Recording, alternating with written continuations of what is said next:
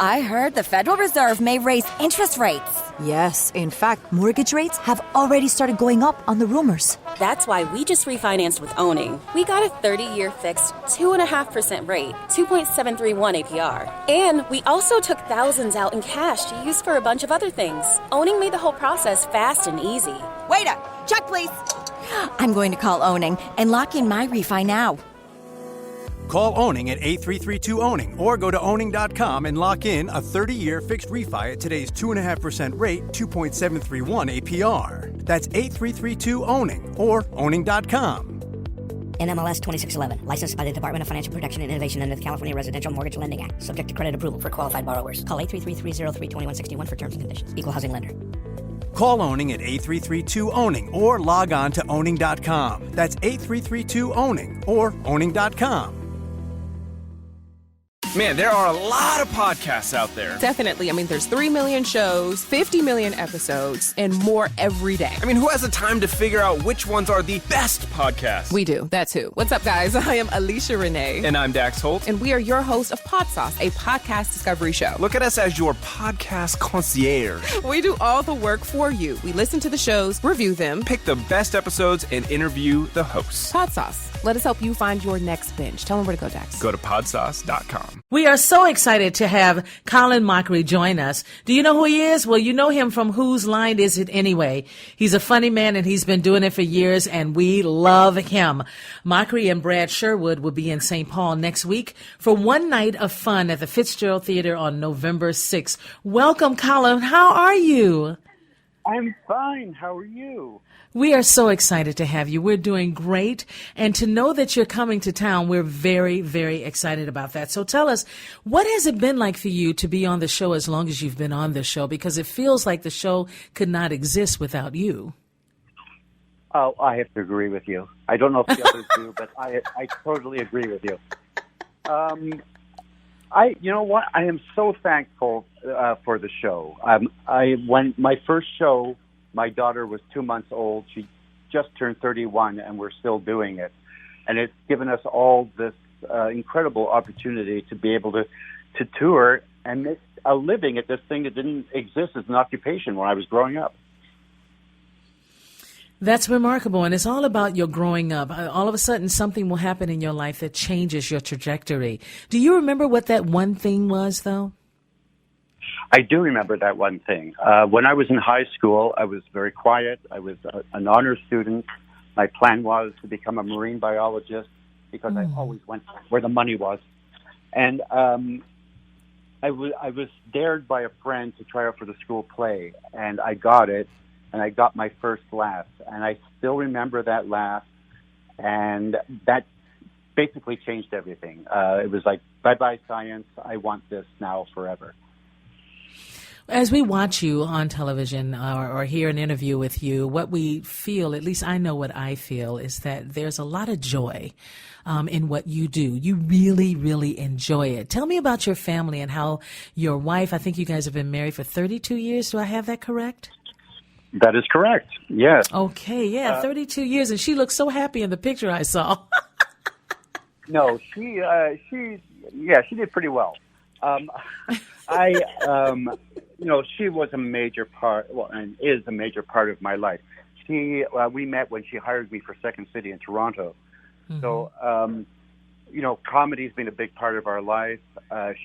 When things started going well for me, she said, you know what, I'm going to step back a little bit and just concentrate on raising our daughter, which she was amazing at, and raised this amazing woman. So I've been incredibly fortunate in all aspects. The fact that this show came along, that showcased the one thing I can do well, the fact that I married above my weight with this woman who has made my life amazing. I'm incredibly fortunate. You are fortunate. And, I was reading about improv, and I read a comment that said, Whose Line Is It Anyway is a masterclass for improv. Are you hearing or seeing and knowing that improv is growing? More and more young people are getting involved. I remember when I lived out in Los Angeles in 2004, man, it was hot. What do you say today about improv? You know what? I think it's great. One of the proudest things I am about Whose Line was it sort of got improv into the mainstream consciousness. And, there were some hardcore improvisers who had a problem with Whose Line, which I totally understand, because it goes against some of the rules of improv in that it's very jokey, it's very fast. But that was because of the medium, because of television. When you're on a screen, everything has to be shorter, has to be punchier. So I always say it's sort of like Whose Line is sort of the vaudeville of improv, and hopefully it led people into all the myriad of styles of ways of doing improv. I've done everything from improvised Dungeons and Dragons to improvised two-act plays.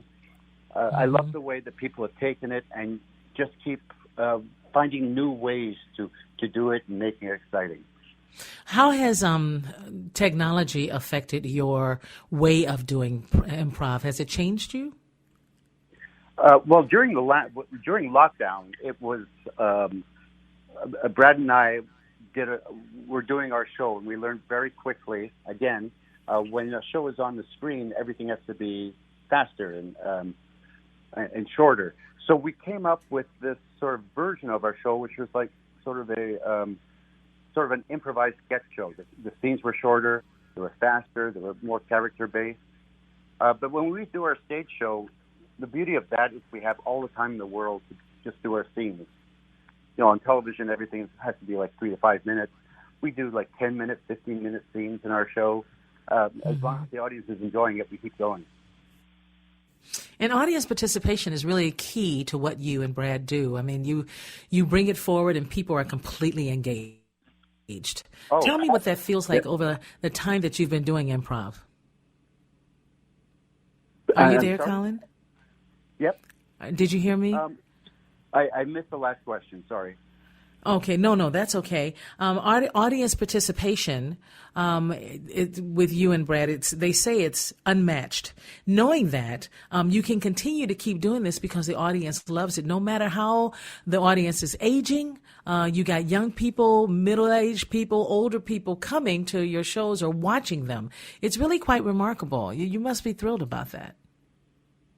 Oh, absolutely thrilled. I mean, we saw maybe 10 years ago, our audiences were actually getting younger, which never happened.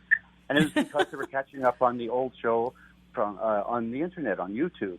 And on all our shows, we have an incredibly wide demographic from, 8-year-olds to 80-year-olds. And they're such an important part of our show. We certainly found out when we were doing the virtual shows, not being able to hear the audience laugh, which Brad is used to, but it kind of threw me a little. And right.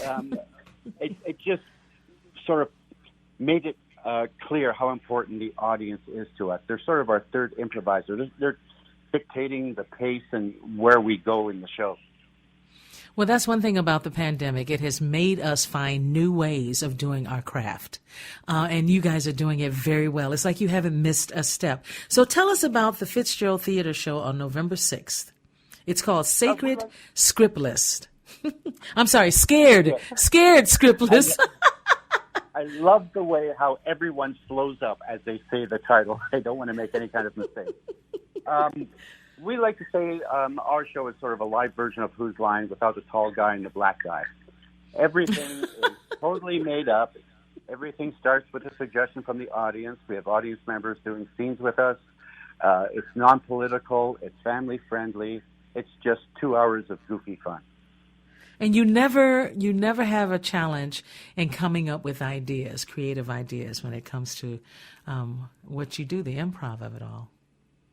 No, and it's shocking, actually, but Brad and I spend the most work we do in the show is trying to make it as uncomfortable for us as possible, because we find when we're outside of our comfort zone, that's when we have the most fun.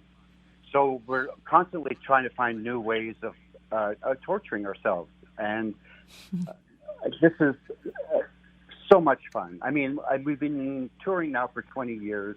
It's still the most fun I have in my professional life. Every show is different. Every show is for that audience. No one else will see that particular show. So it makes it really special. And does your daughter come often? No, she's Greg Proops is her favorite, so I don't talk to her. Oh, my goodness. For real? No, she enjoys it, of course. But yeah, so she's over it. She's had over 30 years of watching me act like a chicken, and I think she's ready to move on. Well, Colin, we are excited that you and Brad are coming to St. Paul next week for one night. That is November 6th at the Fitzgerald Theater in St. Paul. It's called Scared Scriptless. Doors open at 7 p.m., showtime at 8 p.m., and the show is an all-ages show. I was so excited to see that. So that kind of helps you guys control a little bit, but when there are not children in the audience, you probably just let it go. Oh, absolutely. Well, Brad does. I'm the class of the show. All right, I'll accept that. It is such an honor to interview you tonight, Colin. Thank you so much for joining us. Oh, it's so lovely talking to you, and thanks for having me. Hi, I'm John Favreau, host of Crooked Media's new weekly series, Offline with John Favreau. If you feel like the internet is breaking our brains, but you still can't put the phone down, this show might help. Each week, I'll be talking to people like Monica Lewinsky, Megan Rapinoe, Peter Hamby, and DeRay McKesson about all the ways our extremely online existence is shaping politics, media, entertainment, sports, business, and more. New episodes of Offline with John Favreau drop every Sunday on the Pod Save America feed. Listen on Odyssey or wherever you get your podcasts. I suggest you take a hard look at the interest rates you're paying on your credit cards, car loans, or anything else. With today's low mortgage rates and rising home values, why not refinance with Owning? Pull some cash out of your home and take control of high-interest debts. Call Owning at 833-2-OWNING or log on to owning.com. In minutes at no cost or obligation, our experienced agents can tell you how much money you have sitting in your house. Then refinance at today's 30-year fixed 2.5% rate 2.731 APR. And use some of that low-interest money to pay off debts, do things around the house, or for anything you want. Your house may be your piggy bank. NMLS 2611, licensed by the Department of Financial Protection and Innovation under the California Residential Mortgage Lending Act, subject to credit approval for qualified borrowers. Call 833-303-2161 for terms and conditions. Equal housing lender. Call Owning at 833-2-OWNING or log on to owning.com. That's 833-2-OWNING or go to owning.com. Clear Eyes, Full Hearts is an episode-by-episode inside look at the hit TV show Friday Night Lights. I'm Stacey Oristano, a.k.a. Mindy Collette Riggins. And I'm Derek Phillips, a.k.a. Billy Riggins. Join us each week as we rewatch every episode of Friday Night Lights. We'll answer fan questions. And we'll chat with some of your favorite cast members. Clear Eyes, Full Hearts is a podcast presentation of Cadence 13 in association with Black Barrel Media and Ritual Productions. Listen now for free on Odyssey or wherever you get your podcasts.